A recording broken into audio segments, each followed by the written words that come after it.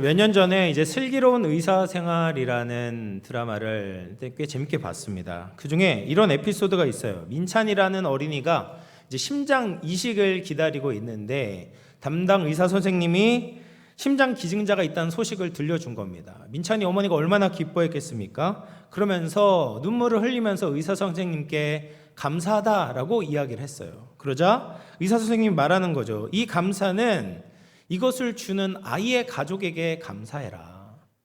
그걸 기증한 사람, 민찬이에게 심장을 주는 것은 6살짜리 뇌사 상태에 빠진 아이였던 겁니다. 그 드라마를 보면서 이제 심장 이식의 독특한 특징에 대해서 새삼 이제 알게 되었는데요. 다른 장기 이식은 이식한 이후에도 기증자들이 살 수가 있어요. 예를 들면 간 이식을 했어요. 그러면 간을 띄워준 사람이 살 수 있거든요. 생존할 수 있어요. 근데 심장 이식은 그렇지 않은 거죠. 심장을 증여한 이후에는 기증자는 반드시 죽을 수밖에 없는 겁니다. 그런데 우리가 구원을 받는 것이 이 심장 이식과 비슷한 거죠. 우리는 죄를 지음으로 인간에게 심장과 같은 하나님과의 관계가 깨어졌습니다. 우리의 심장이 망가졌고 우리는 죽어야 했죠. 생명을 위한 가장 중요한 본질을 잃어버렸습니다. 그런데 죽은 우리를 살리기 위해 하나님께서 택하신 방법은 당신의 심장을 우리의 죽은 심장에 넣어주시는 거예요. 이것은 돈이나 힘이나 다른 방법으로 되는 것이 아니라 오직 자신의 생명으로만 해결할 수 있는 문제였습니다. 그래서 이 복음을 진정으로 믿게 되면 우리의 관점이 바뀌고 우리의 인생이 바뀌게 되죠. 예수님의 생명을 받은 자는 본질적인 변화가 일어나게 됩니다. 가슴 깊이 하나님의 은혜에 감사하게 되고 흔들리지 않은 기쁨을 가지고 살아갈 수 있습니다.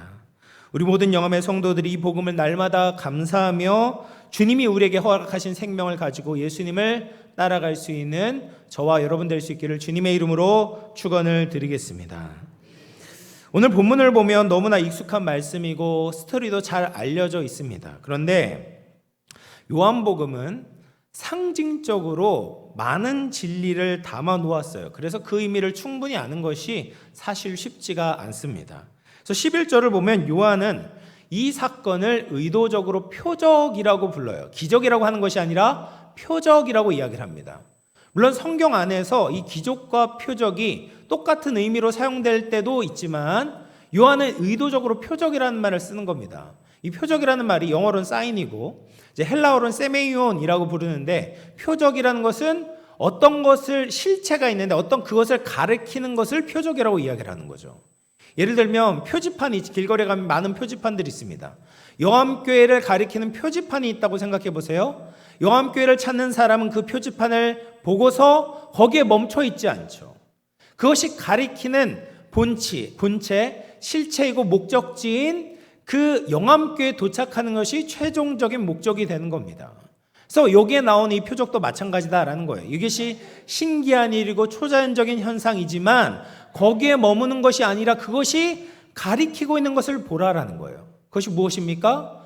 복음이고 복음의 실제이신 예수 그리스도를 봐야 된다라는 거예요. 그러면 예수님의 이 첫 번째 표적을 통해서 우리에게 무엇을 가르쳐 주기를 원하시는가? 세 가지를 통해서 살펴보도록 하겠습니다. 먼저 이 표적은 우리 인생이 어떤 상태인지를 보여주고 있습니다. 본문의 상황적인 배경은 혼인잔치입니다. 잘 아시는 것처럼 유대인들에게 있어서 혼인잔치는 굉장히 중요했어요. 그래서 혼인잔치에 참여하는 하객에 있어서 굉장히 중요한 임무가 있었는데 그것은 굉장히 신나야 돼요. 즐거워야 됩니다. 그래서 혼인잔치에 초대를 받는 하객들은 정말 웬만한 일이 아니고서는 그 혼인잔치에 참여하는 것이 예의였습니다.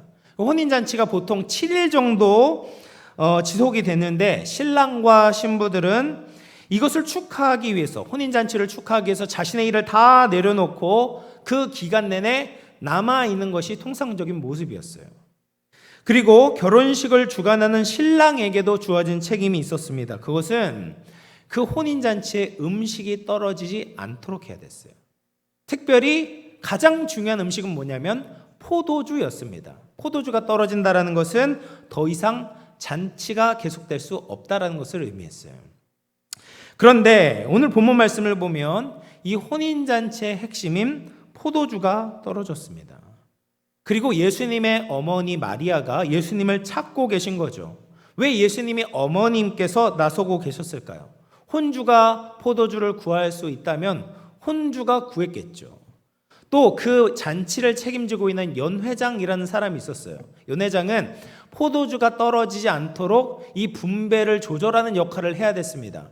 이 연회장이 만약 포도주를 구할 수 있다면 굳이 예수님의 어머니 마리아가 나설 필요가 없었을 것입니다. 그런데 혼주도 구할 수 없었고 또 이 연회를 책임지고 있는 연회장도 포도주를 구할 수 없었기 때문에 예수님께 나왔던 거예요. 그래서 지금 다른 어떤 곳에서도 이 혼인잔치를 위해 포도주를 구할 수 없는 상태, 잔치가 끝난 상태, 기쁨이 사라진 상태, 겉모습은 남아있지만 그 안에 가장 핵심적인 것이 빠져있는 상태를 보여주고 있는 거예요. 근데 이것이 성경에서 말하는 세상에 대한 진단이고 또 우리의 인생의 모습을 여과 없이 보여주는 것입니다. 인류는 계속해서 발전하고 있잖아요. 과학적으로도 많이 발전하고 물질적으로도 점점 더 풍요로워지고 있습니다. 그런데 그 발전과 동시에 다른 부작용들이 계속해서 생겨요. 발전했는데 또 다른 부작용들이 계속해서 만들어집니다. 그래서 어른들이 자주 하시는 말씀이 옛날이 좋았다라는 말씀을 많이 하세요. 심지어 저도 자꾸 그런 마음이 듭니다. 옛날이 더 좋았던 것 아닌가? 라는 생각이 듭니다. 단순히 우리가 과거에 대해서 나쁜 기억들이 그냥 다 사라졌기 때문에 그런 것이 아니죠. 현재가 과거보다 좋아진 부분이 있는데 여전히 만족스럽지 못하기 때문에 자꾸 과거를 회상하게 되는 겁니다. 인생은 여전히 불안하고 불확실합니다. 세상에는 행복과 기쁨이 없는 거예요. 그래서 사람들이 사방을 돌아다니면서 기쁨을 채우기 위해서 노력을 합니다. 잠깐의 쾌락으로 고뇌와 허전함을 달래기도 하지만 금세 다시 제자리에 돌아오게 되고 현타가 오고 더 큰 불행과 아픔 가운데 거하게 되는 거죠. 이것이 우리의 모습 아니겠습니까? 그러면 우리는 어떻게 해야 될까요? 어디를 가야 될까요? 바로 우리를 만드시고 우리를 가장 잘 아시는 예수님께 나와야 됩니다. 그래서 두 번째로 표적이 무엇을 보여주냐면 예수님이 어떤 분이신지 우리에게 알려주고 있어요. 예수님의 어머니가 예수님께 말씀을 하시죠. 저들에게 포도주가 없습니다 라고 이야기를 하고 있습니다. 예수님의 어머니가 예수님께 이 말을 할 때 어떤 마음, 어떤 태도로 말씀을 하셨을까? 예수님은 아직 한 번도 공생의 기적을 일으키신 적이 없었습니다. 그러므로 마리아는 이 말씀을 하셨을 때 예수님께서 어떤 기적을 베풀어 주실 것이다 라는 기대를 가지기보다는 인간적인 관계에 근거해서 예수님께 나오셨어요. 예수님의 어머니 마리아가 어떤 상황인가? 그 가족을 보면 지금 마리아의 남편 요셉이 이미 이제 소천에 죽었습니다. 그리고 이 가정의 실질적 가장의 역할을 하는 것은 장남이었던 예수님이셨어요. 홀어머니에게 장남은 그냥 평범한 아들이 아닙니다. 때로는 남편처럼 듬직하고 고민도 나누고 어느 정도 기댈 수 있는 대상이죠. 그래서 마리아는 평소에도 문제가 있을 때마다 예수님과 의논을 나누었고 예수님은 아들로서 어머님을 도와드리곤 했습니다. 이번에도 마리아는 그런 자세로 예수님을 찾았던 거예요. 혈연적인 관계 안에서 예수님과 고민과 문제를 상의했습니다. 그런데 예수님께서 뜻밖의 대답과 태도를 보이시는 거예요. 요한복음 2장 4절 말씀입니다. 같이 읽어볼게요. 시작.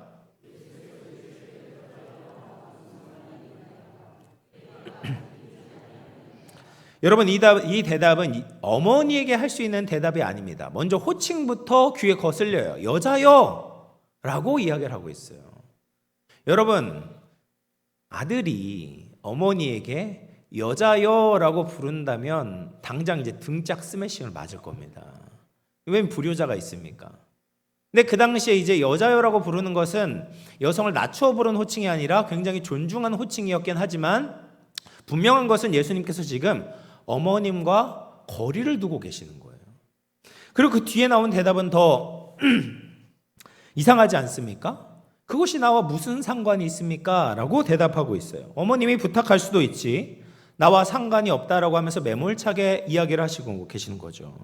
이런 예수님의 반응에 대해서 우리가 이해가 되지 않는데, 이해하기 위해서는 다음 대답에 주목할 필요가 있습니다.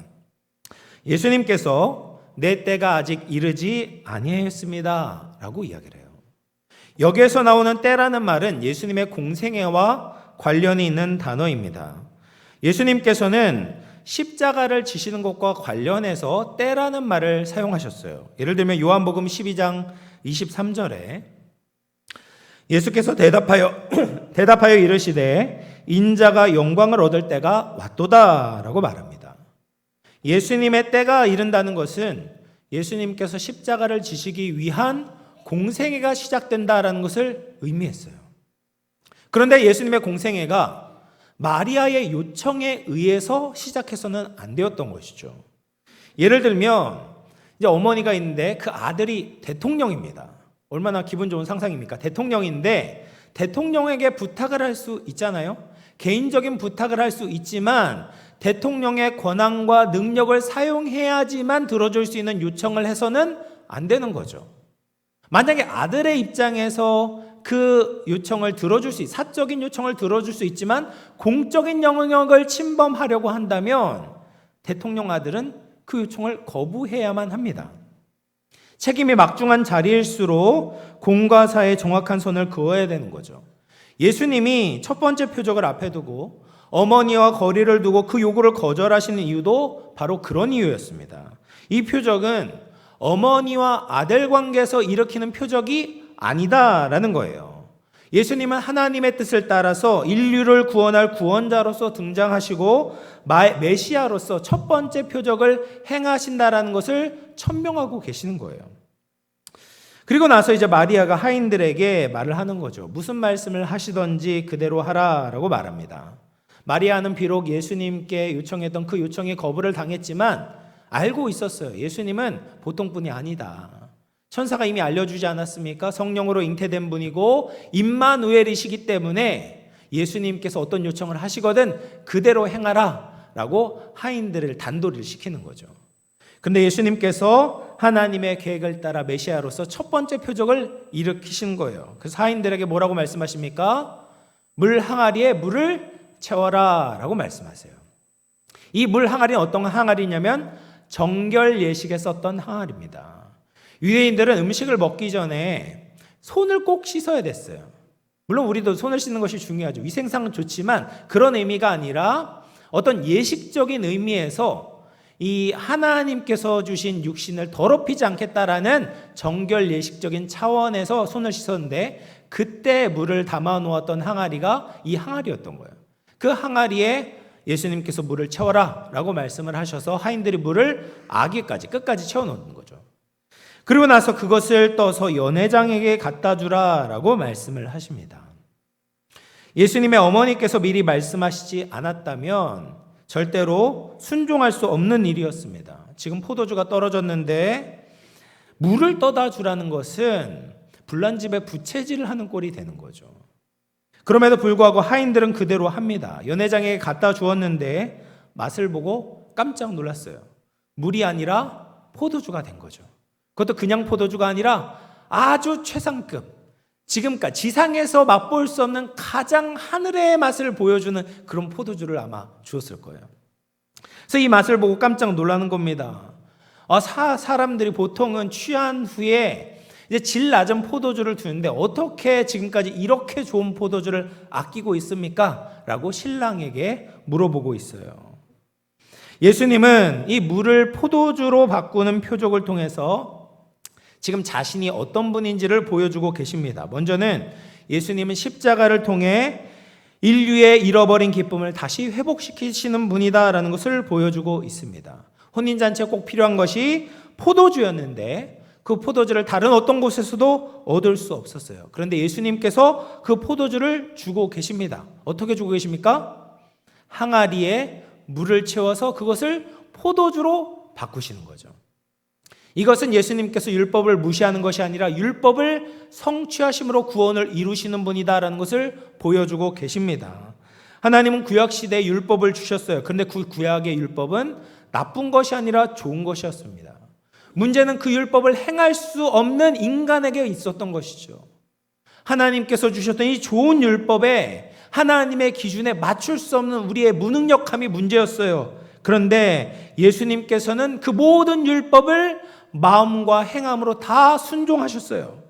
그리고 그 율법을 이루신 후에 십자가에 달려 돌아가셨습니다. 그 십자가를 통해서 우리에게 주셨던 그 생명과 보혈이 바로 포도주를 상징하는 겁니다. 그래서 마태복음 26장 27, 28절 말씀만 보면 이렇게 말합니다. 이것은 죄사함을 얻게 하려고 많은 사람을 위하여 흘리는 바 나의 피 곧 언약의 피니라. 마지막 최후의 만찬 때 예수님께서 포도주를 나눠주시면서 하셨던 말씀이시죠. 그래서 예수님께서 십자가를 달려 죽으심으로 우리에게 구원을 베풀어 주시는 거예요. 버림받고 저주받았던 인생이 예수님 안에서 택함받고 축복받은 인생으로 바꾸어 주시는 겁니다. 또한 예수님은 이 기쁨과 행복을 새 창조의 능력으로 이루신다는 것을 보여주고 계십니다. 예수님께서 이 기적을 일으키셨던 시간적 배경이 무엇이냐면 1절 말씀을 보면 사흘째 되던 날이라고 이야기를 해요. 근데 그 사흘째 되던 날의 기준이 뭐야? 언제가 기준이냐라는 것을 볼 필요가 있는데 요한복음 1장 4절 말씀을 보면 이렇게 이야기합니다. 그 안에 생명이 있었으니 이 생명은 사람들의 빛이라. 태초에 빛이 있었어요. 이것이 무엇을 연상시킵니까? 천지창조의 첫 번째 날을 연상시키는 거죠. 하나님께서 말씀으로 빛이 있으라 하심에 빛이 있었잖아요. 그것을 지금 첫째 날을 상기시키는 거예요. 근데 거기서 끝나는 것이 아닙니다. 1장 29절 말씀을 보면 이튿날이라고 나와요. 그 다음 날이라는 거예요. 그 다음 날이 되면 몇째 날이에요? 둘째 날이 되는 거죠. 거기서 끝나지 않습니다. 35절에 또 이튿날이 나와요. 셋째 날이 돼요. 43절에 이튿날, 넷째 날이 됩니다. 그리고 2장 1절에 사흘째 되던 날은 천지창조의 여섯째 날을 일컫는 말이에요.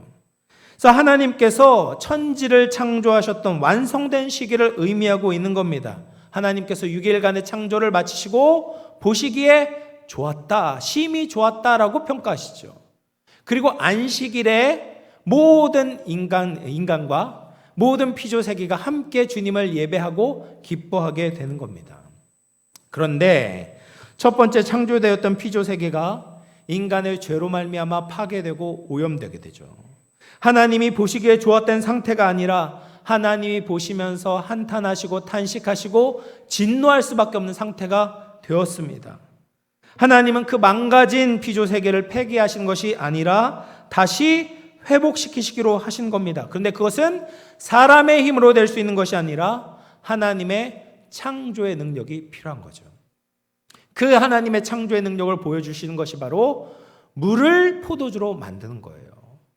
여러분, 사람의 능력으로, 과학의 능력으로는 물을 포도주로 만들 수가 없습니다.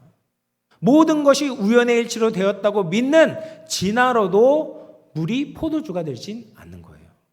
오직 무에서부터 말씀으로 모든 것을 만드신 하나님의 창조의 능력만이 물을 포도주로 만들 수 있는 겁니다. 그래서 하나님이신 예수님께서 말씀으로 이 세상을 창조하셨던 것처럼 이제는 무너진 창조를 회복시키시는 새 창조의 능력을 보여주시는 겁니다. 마지막으로 예수님이 어떤 분이신가? 예수님이 이 창조의 능력으로 우리의 내면을 변화시키는 분이다라는 것을 보여주고 계십니다. 여러분, 물이 포도주로 바뀐다라는 것은 그냥 겉으로 나타난 어떤 형태가 바뀌는 것이 아니라 본질이 바뀌게 되는 거죠. 그렇죠? 물과 포도주는 완전히 다른 거잖아요. 본질이 바뀐 겁니다. 사람이 포도주를 마시게 되었을 때 포도주는 사람 안에 들어오게 됩니다. 그러면 사람에게 변화를 일으키는 거예요.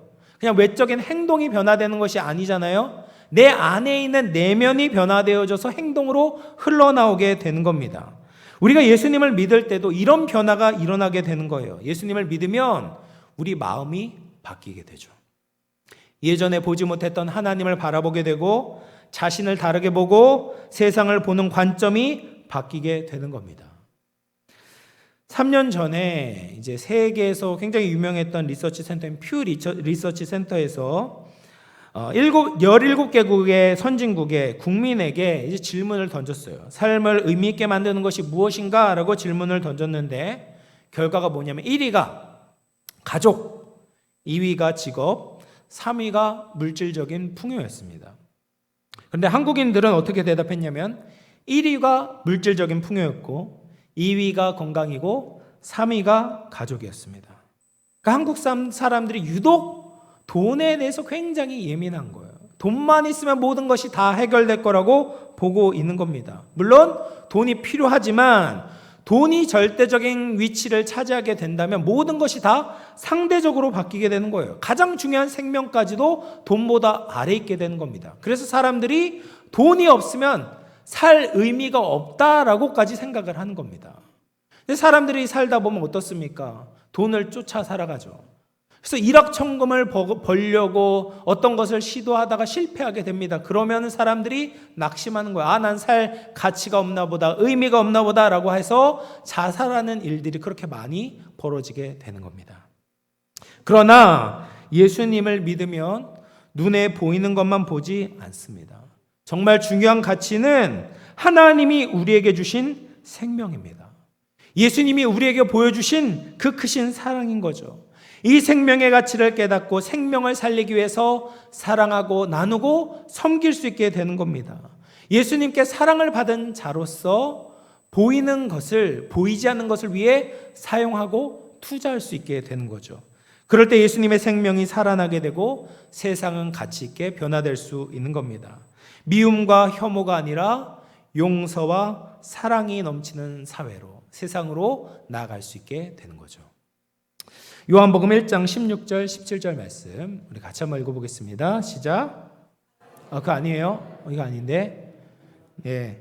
우리가 다 그의 충만한 데서 받으니 은혜 위에 은혜로라. 율법은 모세로 말미암아 주어진 것이요 은혜와 진리는 예수 그리스도로 말미암아 온 것이라 라고 말씀하십니다. 여러분, 우리는 예수님을 믿을 때 은혜 위에 은혜를 받게 돼요. 창조의 은혜 위에 새 창조의 은혜를 더해 주시는 겁니다. 예수님은 우리에게 은혜와 진리라는 균형을 가지고 우리의 망가진 내면을 회복시키시는 분입니다. 성도들에게 이런 회복이 일어나게 될 때 주위의 이웃들을 예수님의 사랑으로 섬기게 되고 모든 피조세계의 회복을 이룰 수 있게 되는 거예요. 그래서 예수님이 우리의 내면에서부터 이런 생명의 성령의 강물을 흘러 넘치게 하는 하나님인 줄로 믿으실 수 있는 저와 여러분 되기를 주님의 이름으로 축원을 드리겠습니다. 마지막으로 세 번째로 이 표적이 무엇을 가르쳐 주고 있냐면 예수님을 믿는 사람이야말로 이 기쁨의 진짜 주인공이 된다라는 거예요. 예수님이 오셨고 기쁨과 행복을 회복시켜 주셨는데 사람들이 받아들이는 반응이 달랐어요. 기쁨이 어디서 오는지 모르는 사람들이 있었습니다. 연회장과 또 많은 사람들이 그 잔치에 포도주를 마셨지만 그 포도주가 어디에서 왔는지 알지 못했습니다. 또 그 기쁨과 회복이 어디에서 왔는지 아는 사람도 있었어요. 하인들은 그 포도주를 배달했던 사람이었기 때문에 그 포도주가 예수님에게서 왔다는 것을 알고 있었습니다. 근데 마지막으로 그 포도주가 어디에서부터 왔는지 그리고 그분이 어떤 분인지를 알고 믿는 사람들이 있었던 거예요. 그래서 요한복음 2장 11절 말씀 이렇게 이야기를 합니다. 예수께서 이 첫 표적을 갈릴리 가나에서 행하여 그의 영광을 나타내심에 제자들이 그를 믿으니라. 바로 제자들이 예수님의 표적을 보고 표적에서 그치는 것이 아니라 예수님을 믿었던 것이죠. 우리도 여기까지 이르러야 됩니다. 우리가 예수님을 믿는다는 것이 무엇을 의미합니까? 내가 연약했는데 예수님을 믿었으니까 건강해졌다. 내가 가난했는데 예수님을 믿었더니 부유해졌다. 이 정도 수준이 예수님을 믿는 것이 아닙니다. 물론 예수님을 믿으면 그런 축복을 주실 수 있죠. 마리아처럼 인간적인 기대와 소원을 가지고 예수님께 나올 수 있습니다. 예수님께서 나에게 포도주를 줄 수 있다라고 아는 것이 신앙의 전부가 아닌 거예요. 때로는 예수님께서 우리에게 거리를 두는 것처럼 느껴질 때가 있어요.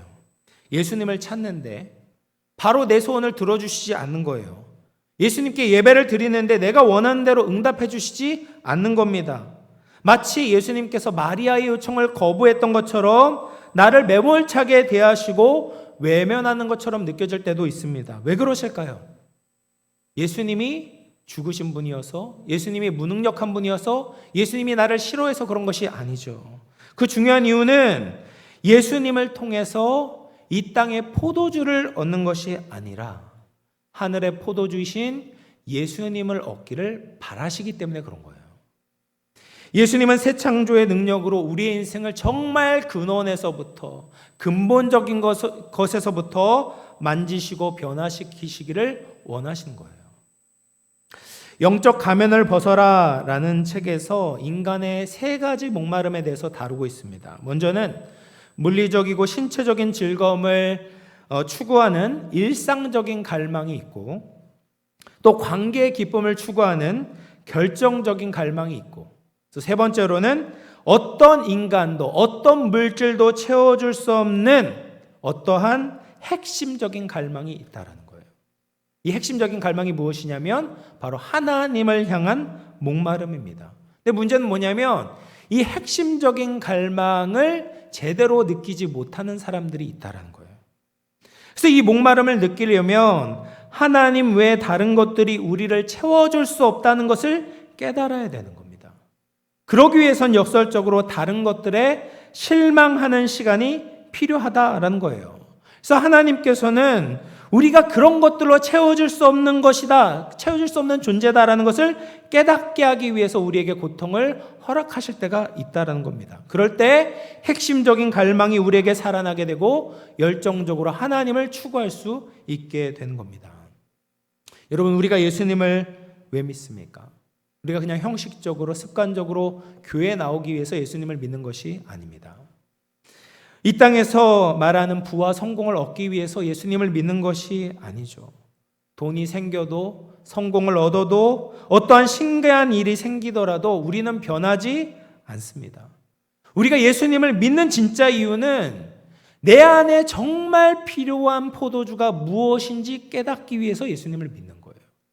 그리고 그것이 오직 예수님만이 주실 수 있기 때문에 예수님을 믿는 것입니다. 하늘에서부터 우리를 찾아 가장 낮은 곳으로 찾아오신 예수님의 그 놀라운 관심, 죄에 빠져있는 우리에 대한 예수님의 안타까운 심정, 우리에게 심장을 내어주시기까지 사랑하는 그 생명을 다한 사랑이 우리의 인생의 중심 가운데 자리 잡도록 하기 위해서 예수님을 믿는 거죠. 예수님은 지금도 내 안에 새로운 창조를 일으키셔서 하늘의 기쁨과 행복을 주기를 원하고 계십니다. 여러분, 표적이 가리키는 예수님을 믿지 않으면, 예수님이 어떤 분이신지 깨닫지 못하면 잔치에 참여했지만 그냥 그 잔치를 떠나버리는 수많은 대중들과 같이 예수님을 놓치게 되는 거예요. 예수님을 잃어버리게 됩니다. 예수님을 떠나게 됩니다. 우리는 예수님을 믿어야 합니다. 포도주를 따라다니는 것이 아니라 진정한 포도주 대신 예수님을 얻어야 되는 거죠. 우리의 근원적인 생명이시고 기쁨이 되시는 예수님을 얻으며 그 안에 참된 만족과 기쁨을 누릴 수 있는 저와 여러분 될 수 있기를 주님의 이름으로 축원을 드리겠습니다. 말씀을 마무리할 텐데요. 우리 마지막으로 이사야 55장 1절 말씀 같이 한번 읽어보겠습니다. 시작. 물러나오라. 돈 없는 자도 오라. 너희는 와서 사 먹되 돈 없이 값 없이 와서 포도주와 젖을 사라. 우리가 예수님을 믿는 이유는 예수님만이 우리의 진정한 기쁨과 행복을 되찾아 주시는 분이기 때문입니다.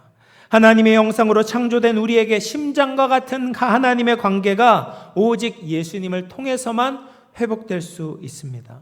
예수님을 통해서만 하나님의 사랑을 깨닫고 우리의 사명을 깨닫고 우리가 이 땅에서 존재해야 하는 이유를 깨닫고 우리 내면에서부터 본질적인 변화와 회복이 일어날 수 있는 거죠. 우리 모두 하늘의 포도주 대신 예수님께 겸손히 나아가 풍성한 생명수를 마시며 예수님을 믿음으로 이 땅에서 예수님의 향기를 내며 살아갈 수 있는 저와 여러분 될 수 있기를 주님의 이름으로 축원을 드리겠습니다. 우리 말씀을 생각하면서 한번 기도하겠습니다. 예수님은 첫 번째 표적을 통해서 우리가 왜 예수님을 믿어야 하는지 깨닫게 하십니다. 예수님만이 이 세상과 가정과 우리의 인생의 가장 핵심적인 포도주가 되시는 분입니다. 우리가 예수님이 어떤 분이신지 알고 믿음으로 살아가기를 기도합시다. 예수님의 십자가로 이루신 그 새 창조의 능력으로